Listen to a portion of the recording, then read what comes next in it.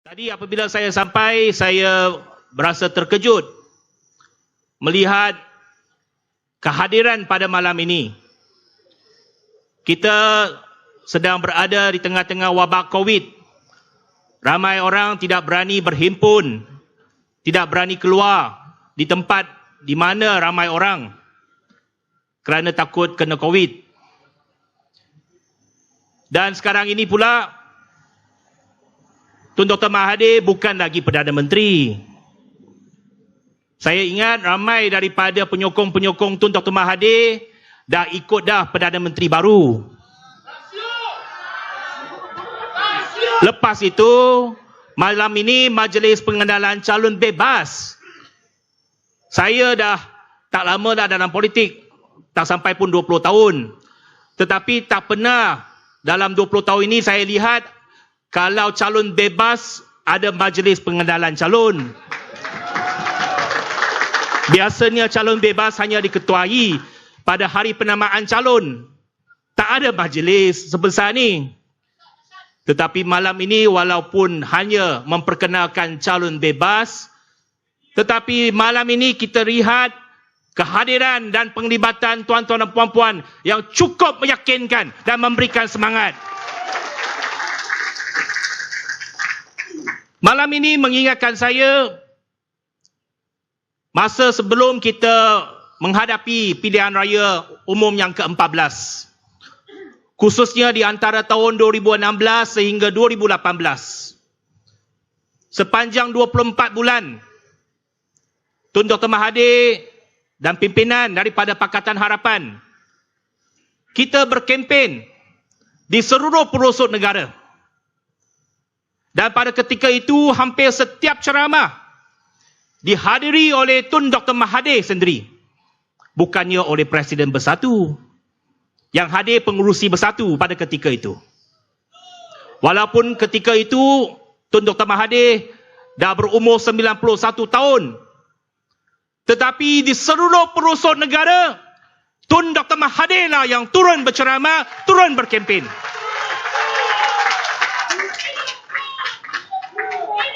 Setiap ceramah kita hadir, kita lihat semangat rakyat Malaysia keluar beramai-ramai memberikan sokongan kepada kita. Kerana mesej kita pada ketika itu ialah kita mesti bersatu, parti-parti pembangkang mesti bersatu, mesti mencari jalan, mencari strategi untuk menumbangkan perompak, penyamun dan penyangak. Dan akhirnya kita berjaya. 9 Mei 2018 kita berjaya. Dalam sejarah Malaysia, parti-parti pembangkang menumbangkan Barisan Nasional. Dan rakyat Malaysia memberikan mandat kepada Pakatan Harapan. Memberikan mandat kepada Tun Dr. Mahathir sebagai Perdana Menteri. Tetapi lepas 22 bulan, ada di kalangan rakan-rakan kita dulu, mereka menang atas platform kita, jadi ahli parlimen, tetapi mereka mengkhianati perjuangan kita dan bekerjasama dengan pihak yang telah kalah, Barisan Nasional yang telah kalah dalam pilihan raya untuk membentuk semula kerajaan. Itu namanya pengkhianatan kepada mandat yang diberikan oleh rakyat. Tetapi pengajaran kita sebelum PRU 14 ialah, walaupun sekarang ini Perdana Menteri dipilih di kalangan ahli-ahli parlimen, tetapi ahli-ahli parlimen yang dulu menang melawan Barisan Nasional, jangan mereka lupa bahawa yang menangkan mereka ialah rakyat, yang menangkan mereka ialah tuan-tuan dan puan-puan. Mereka telah mengkhianati mandat yang telah diberikan. Tetapi apa yang lebih penting ialah kita mesti ingat bahawa cara dan strategi kita menang dulu ialah kita mesti bersatu. kita mesti mencari titik persamaan.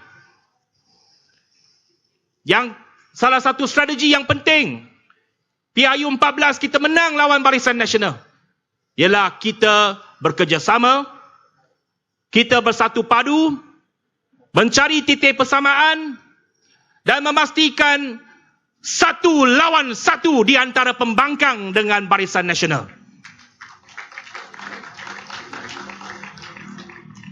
Dengan semangat yang sama. Itu sebabnya Pakatan Harapan bersetuju untuk pilihan raya kecil Slim ini kita menyokong calon bebas yang di-endorse oleh Tun Dr. Mahathir untuk memastikan pertembungan satu lawan satu dalam PRK Slim ini.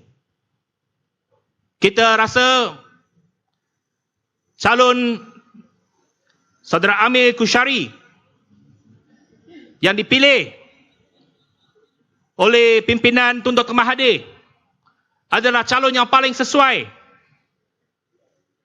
Kerana yang pertamanya kita tahu bahawa kerusi ini ditandingi oleh Bersatu pada tahun 2018.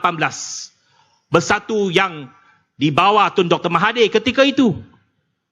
Tetapi sekarang ini Bersatu dah awal-awal umum tak bertanding. Mereka menyokong calon UMNO untuk bertanding. Pakatan Harapan mengambil pendirian bahawa kerusi ini patutnya ditandingi oleh calon yang telah pun disokong oleh Tun Dr. Mahathir. PAS sudah tentu sekarang ini tak bertanding. Mereka menyokong UMNO sekarang. Walaupun dulu saya pun dah kawan lama dengan PAS dulu. Selalu berceramah satu pentas. Saya selalu dengar ceramah daripada pimpinan PAS dulu. Kita wajib kalahkan UMNO. Mereka nak kuburkan UMNO. Itu dulu. Sekarang mereka nak selamatkan UMNO. Tapi tuan-tuan dan puan-puan, apapun berlaku, kita harap, kita yakin bahawa kalau kita boleh mencari titik persamaan, kalau kita boleh menyatu padukan blok pembangkang, tak lama lagi kalau pilihan raya umum diadakan semula, kita akan mengembalikan mandat yang diberikan oleh rakyat. PRK Slim ini adalah permulaan. Bulan depan kita akan ada pilihan raya negeri di Sabah.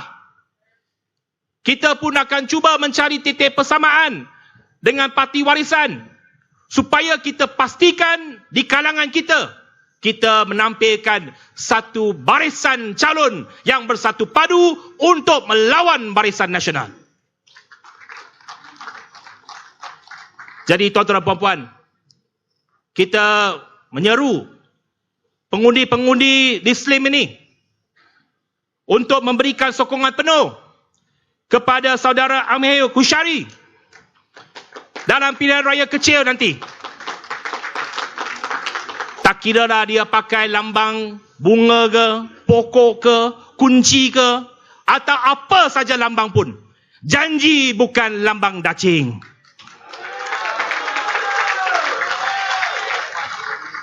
Lambang apa tak penting. Yang penting ialah pendirian beliau. Pendirian beliau bersama dengan Tun Dr. Mahathir, pendirian kita bersama untuk melawan rasuah. Itu yang paling penting. Perjuangan kita belum selesai. 22 bulan kita memerintah. Tun Dr. Mahathir menjadi Perdana Menteri. Tengok kesannya. Kita dapat pastikan kleptokrat dibawa, dihadapkan ke mahkamah, dijatuhkan hukuman. Tak pernah berlaku dalam sejarah Malaysia. Seorang bekas Perdana Menteri dihadapkan ke mahkamah dan dijatuhkan hukuman. Tetapi kita harap Najib Tun Razak adalah bekas Perdana Menteri yang pertama dan yang terakhir dihadapkan ke mahkamah. Kerana kita nak supaya pastikan sistem pentadbiran negara kita dibersihkan. Tak ada mana-mana Perdana Menteri Malaysia yang akan menyalahgunakan kuasa mereka semasa dalam jawatan itu. Itu sebabnya dalam 22 bulan, pentadbiran Tun Dr. Mahathir berusaha sedaya upaya membersihkan sistem pentadbiran kita. Kita merombak semula pemerintahan negara, cuba mereformasikan institusi, meletakkan orang-orang yang berwibawa, menjaga agensi kerajaan, menjaga GLC, menjaga badan berkanun.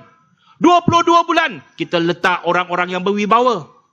Tetapi sekarang ini, GLC, badan berkanun, syarikat-syarikat kerajaan dipengerusikan oleh ahli-ahli politik. Diletakkan oleh orang-orang UMNO dan orang-orang PAS bersatu sebagai reward politik kepada mereka kerana menyokong pimpinan yang sedia ada. Tetapi kalau kita nak bersihkan dan pastikan rasuah dapat dihapuskan, kita perlu reformasikan sistem pentadbiran negara kita yang telah kita mulakan selama 22 bulan. Tetapi banyak lagi kerja yang kita perlu usahakan. Itu sebabnya kita mesti cuba mendapat semula mandat rakyat untuk meneruskan kerja kita untuk membersihkan negara. Dan itu sebabnya perjuangan ini mesti kita teruskan. Dan perjuangan ini boleh kita teruskan kalau kita menyemarakkan momentum perjuangan bermula daripada PRK Slim, selepas itu Sabah, dan apa saja pilihan raya kecil, kita lawan Barisan Nasional, kita lawan Perikatan Nasional. Sekarang mereka ini kita pun tak tahu apa nasional. Dia kadang-kadang Barisan Nasional, kadang-kadang Muafakat Nasional, kadang-kadang Perikatan Nasional. Tapi UMNO kata dia sokong Perikatan Nasional tetapi tak masuk Perikatan Nasional. Saya pun tak faham. Dia kata dia keluar daripada Perikatan Nasional tetapi masih berada dalam Perikatan Nasional.